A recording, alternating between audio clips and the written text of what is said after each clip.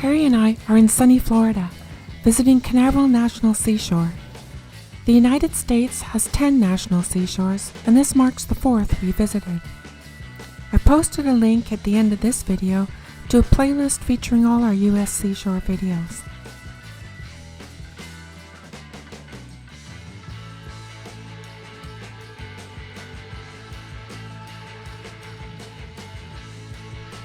Before getting into the amazing discoveries we've made here, I'd like to invite you to join our mission of supporting the parks and trails we explore. If you're enjoying our adventures, a simple tap on the like button, a subscribe to our channel, or even a kind comment below would mean the world to us. Your support doesn't cost you money, but it will aid the growth of our channel and help us champion these remarkable places and the wildlife they support. Our first port of call was the Visitors Information Center, where we acquired maps to guide our adventure. There are 2 visitor information centers within the park.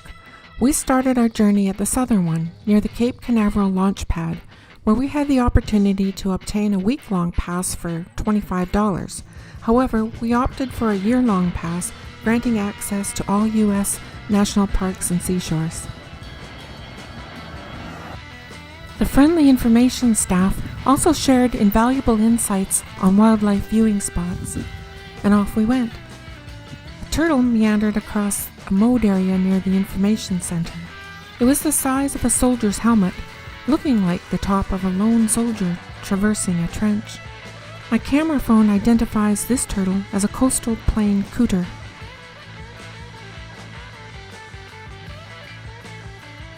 A short stroll along a boardwalk behind the center led to a lookout over a pond.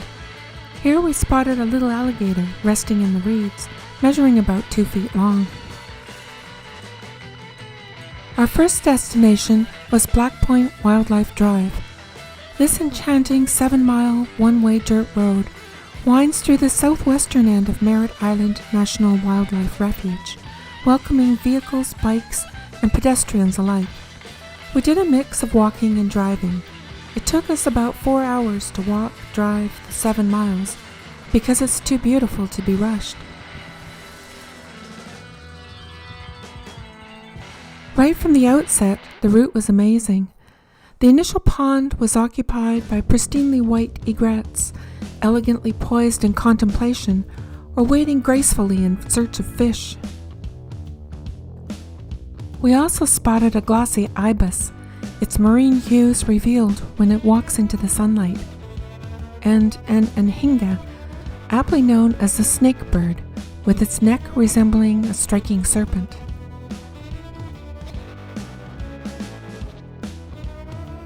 In the gentle ripples of the shallows, a small troop of roseate spoonbills gathered silently, their billowing feathers wafting over the swaying grass. A group of them is called a bowl of spoonbills.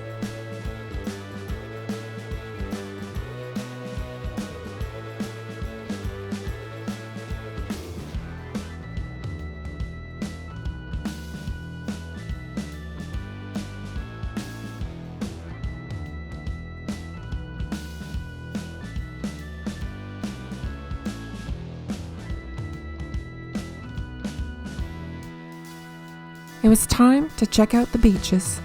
Playa Linda Beach Road takes you to all 13 beach parking lots on the south side of the park, with the 13th designated as a nude beach.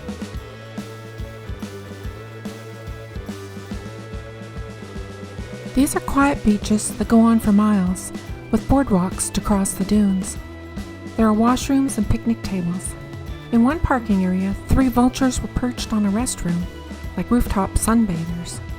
The park is near Cape Canaveral, and you can view rockets launching from Cape Canaveral from this beach.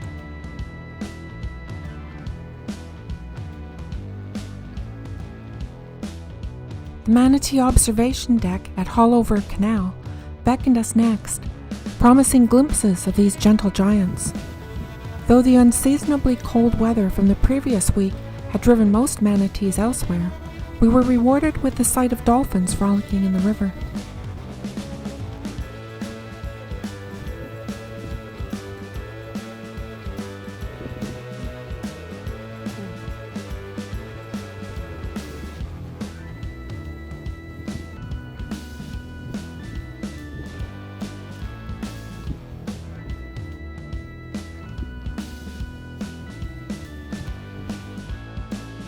Determined to catch a glimpse of the elusive manatees, we headed to Blue Springs State Park, where warmer waters enticed them.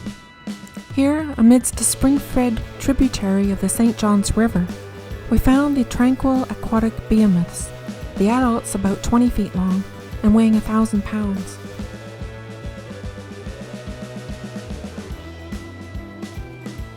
Slowly but surely, the gentle manatees drifted gracefully through the turquoise waters, their round bodies gliding through the water like a balloon floating in the air.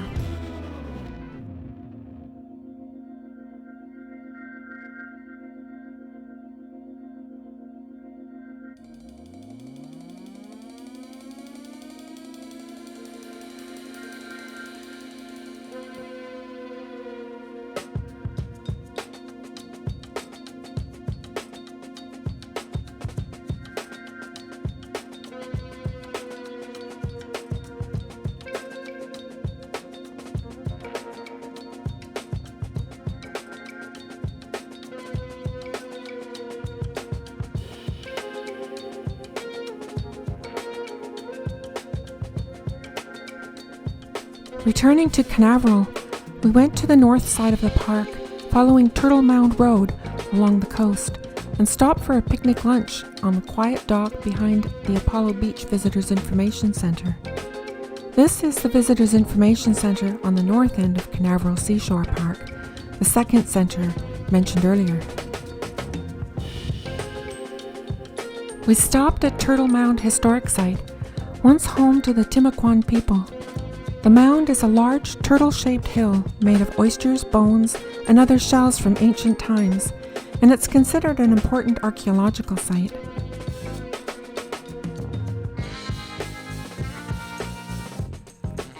We walked over the mound on a shady boardwalk that led to several observation decks overlooking Mosquito Lagoon.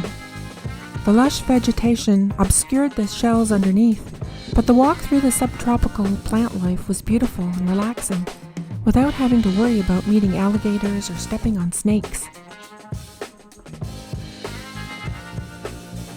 Along the way, tiny lizards called brown anoles leapt through the trees around us. Their sudden movements can be startling and unexpected, like a jack-in-the-box popping out of its container. Turtle Mound Road leads to 5 parking lots that access Apollo Beach. The last one, parking lot 5, allows nudity on that beach.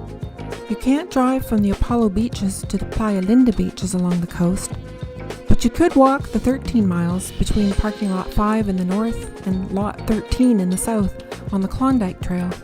For that, a backcountry permit is required.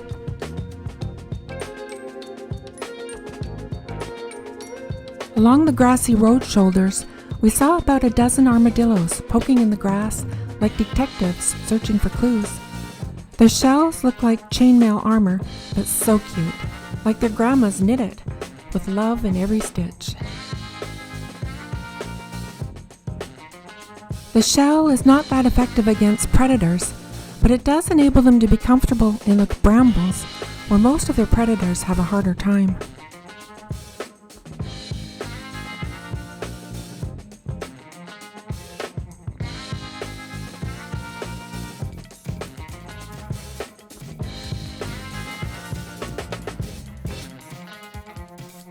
The alligator basks in the sun, a prehistoric relic in modern times.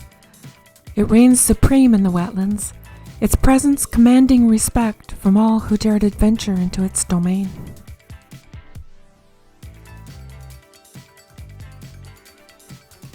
This apex predator moves through the mangrove tunnels like a shadow, gliding silently through the twists and turns of a secret maze, its movements mysterious and graceful. The alligator is a creature of mystery in a world of whispers, its form obscured by the dappled light filtering through the canopy above, its movements shrouded in the whispers of the surrounding foliage. As the sun began to set, a family of wild pigs emerged from the shadows, racing like a streak of lightning through the tall grasses and cattails.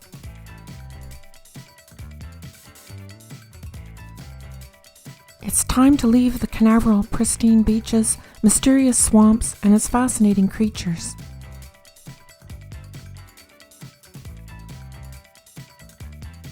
Thank you so much for joining us on our journey through Canaveral National Seashore.